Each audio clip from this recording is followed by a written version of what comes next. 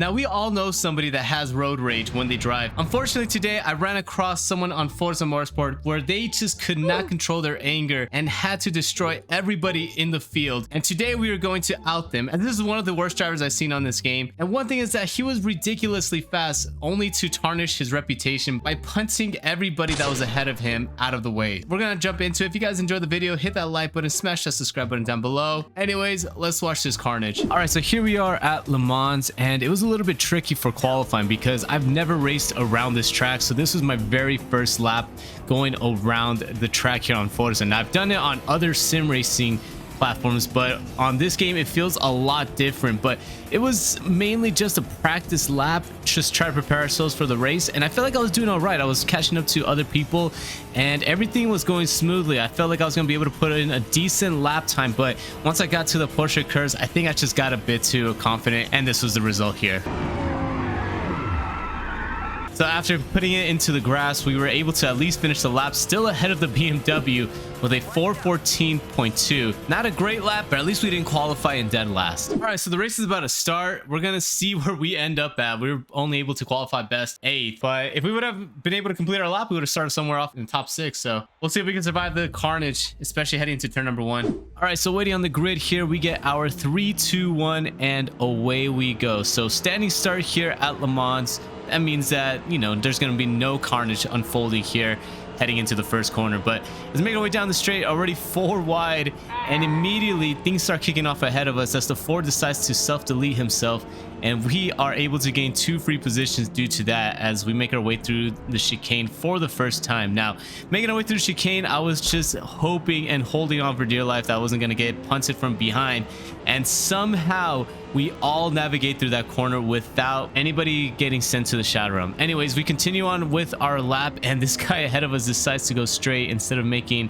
the left turn, and behind us we were getting absolutely destroyed by this Aston Martin in the Red Bull livery, and due to that we lose that position as we make our way down into the Mulsanne straight as the Aston Martin decides to go Tokyo drifting onto the back of the Lamborghini. Now, this is where our car was just excelling compared to everybody else. The straight line speed on this Audi R8 was just unmatched compared to everybody else. So you can see we got around the Lamborghini, we're getting around the BMW. Now the Aston Martin is next on our hit list as we are making our way down the first part of the Mulsanne straight, leading our way through the chicane. We are almost past the Aston Martin, and we try to brake as late as we can heading into the chicane. We are able to spot our braking point, but unfortunately we get hit once again from behind, and due to that we ram into the back of the BMW ahead of us. And lucky for us, we had that straight line speed because we basically gave him a nice little push on the acceleration, and we were able to get around him here, making our way through the second chicane. But unfortunately we just braked a tad bit too late, and trying to rejoin the track, we kind of made a little bit of a mess. That was a bit of my bad. I didn't mean to brake that late into that corner. Now luckily we didn't cause a huge collision there coming out of that corner, but we did get a great run on the Lamborghini coming out of the second chicane. And going on to the inside here, the Lamborghini makes somewhat of a late move, but he does keep his line, and we were able to get around him nice and clean. But making our way now into the final part of the Mulsanne straight, we get smashed from behind by the Lamborghini, and he decides to push us out just like Verstappen does some of his F1 competitors. And yeah, we get pushed out wide, and due to that we lose 2 positions. But again, we get saved by the Audi R8 straight line speed.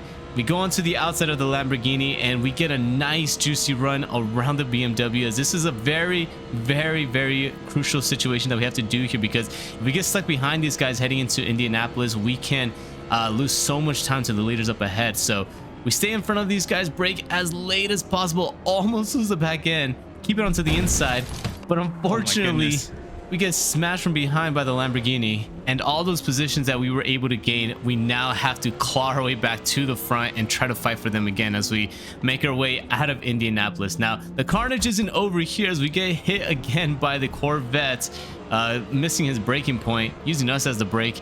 And at this point, I'm kind of getting used to just being used as a brake here, as we've been hit from behind so many times already, and it's only the first lap. So it kind of gives you an idea of what to look out for as we go in between the Lamborghini and the ghosted BMW sitting in the middle of the track. So it's not ideal to do here around Le Mans. But to make our way now into the Porsche curves, you can see 2 cars were out and about playing around in the dirt, so we were able to gain another 2 free positions. But as we make our way into the final chicane, this Porsche is going about 10 miles per hour into these corners, and I was so confused on why he was going so slow.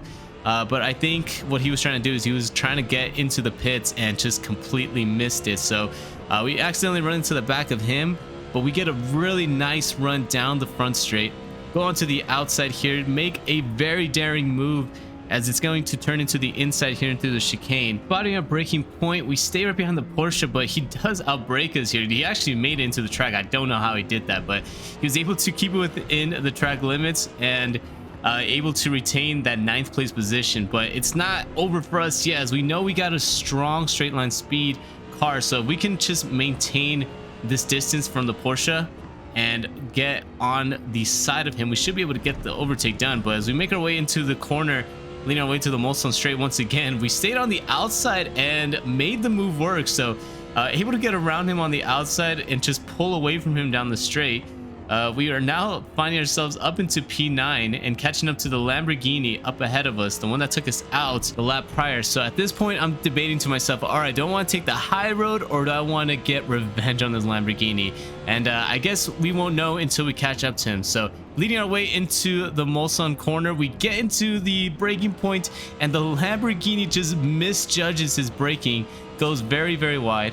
And there's P8, and there was my reaction. I'm not gonna lie, I was actually pretty happy seeing him miss his braking point on the windscreen, and we were able to just gain that position without having to do any type of shenanigans, and he just got that natural karma, as Alonso would say. So making our way down in Indianapolis, we were able to catch up to the Porsche up ahead, so now we are fighting here for P7. So a good recovery run, especially because we were all the way back in 13th once we got wrecked the lap prior. So things were starting to go our way here, and things were gonna get even better here as we make our way out of the Porsche curves, leading our way into the final chicane.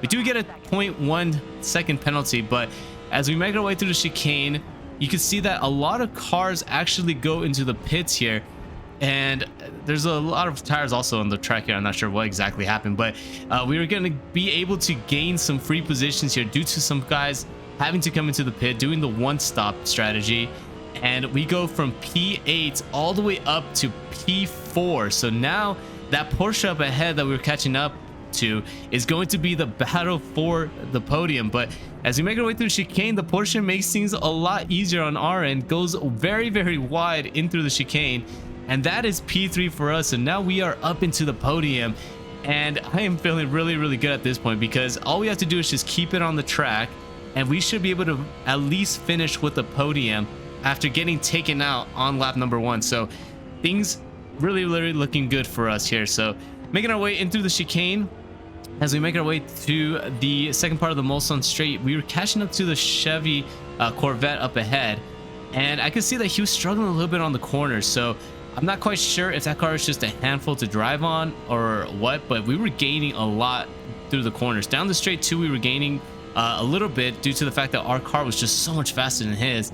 And you can see breaking into the Molson corner, we were able to just get the car low down and just gain so much time on him, as now the gap has dropped down from about over a second to half a second, and we are in position to get that P2. So staying in the slipstream here, making our way down this straight, leading our way into Indianapolis. We get a really great run to the outside, go onto the outside of the Corvette, get the overtake done, and as we make our way now into Indianapolis, we just have to find our braking point and not overshoot the corner, and we should be all right as we go a tad bit wide going into the corner. But we stay onto the inside, and to my surprise, the Corvette just drifts his way through the corner, somehow makes a stick, and gets back that P2. So I was very impressed. I was not expecting him to make that move work. So at this point, I was thinking to myself, all right, well, this guy is very, very aggressive on the corner, so we might be able to get around him down the straight, but we got to be protective when we go into some of these corners, just due to the fact that he was able to pull off such a great move onto that Indianapolis corner. But making our way now into the Porsche curves, we spot our braking point, but we get hit from behind and almost lose it. We go into the dirt, and luckily, due to the fact that the dirt was there, we were able to keep it straight somehow and get back onto the track. Luckily, we were ghosted too, so we didn't get hit from behind by, I believe, is a Ferrari right next to us. And it just sucked because we were doing so great here. We were up to P2, and we just got absolutely smashed from behind by that Corvette. Now, going back into the replay, I thought it was my fault, but if you look right here, I wasn't anywhere near the apex of the corner, so it looked like he just dove it in there, smashed us from behind. And at the moment, I didn't know what to feel, whether it was frustration that he took us out intentionally or if it was just my fault and I'm just overthinking it. But we had to continue on as we make our way now onto the final lap, final time down the Molson straight. We're starting to catch back up to P3 and P2 as we make our way through the first chicane. Almost losing the rear right here as the back tires were starting to go on me. And due to that, we unfortunately lose 4th place position by the Audi here of Dengus. And I was just kind of still thinking about the incident that happened on the Porsche curves and just thinking about how my tires would have been if I would have not been spun out twice in this race. But we couldn't really do anything about it here. We had to continue on. We get a great run down the straight, utilize that slipstream, brake as late as we can into the second chicane, and luckily for us, P2 goes a tad bit wide, goes into the barrier, and now we are back into the podium. So this fight that we are having with the Audi is going to be for the podium, and it is going to get really juicy as we have half a lap left here on this race. So going down the Molson straight, leading our way into the Molson corner, we're catching up to the 2nd place driver, and we get overtaken by the Audi on the outside, but I'm not too worried here. As long as we can keep it behind the Audi, we can potentially use the slipstream of him and the Corvette to get around both of them, as the Corvette gets a really bad run through that corner. So staying behind the Corvette, the Audi is able to utilize his straight line speed, get around the Corvette. We get a really great run, go onto the inside. Corvette makes a very late move. We try to go onto the outside, misjudge the space we had with the Corvette, run to the back of him, so basically gives him a little bit of a bump draft there, so it helped him out. And as we make our way in through Indianapolis, we brake early so that we don't make contact with the Audi. But making our way into the corner, you can see that the Corvette just dives it into the inside, bumps out the Audi.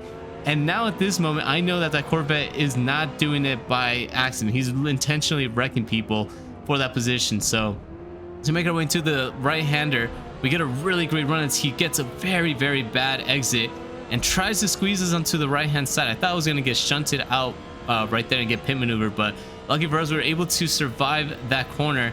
And now I'm thinking to myself, as I'm having flashbacks of the lap prior, if that Corvette is going to try to take us out. So we go into a defensive line through the Porsche curves and stay all the way to the inside, but the Corvette just sends it onto the grass, pushes us out once again. Oh my goodness. And takes us out for the 2nd time on the exact same corner.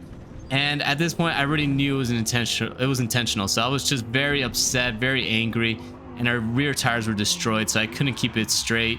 And coming out of the final corner, we were able to somehow salvage a 5th place position, but I was not too thrilled about that finish. You know, it's quite a shame when you get a really good race with people and then you just have someone that just literally ruins the entire experience. I tried racing him as clean as I could, and clearly he wasn't about it. So it kind of sucks that we had to get involved with someone like that. Moral of the story, if you see someone driving like this, just take him out.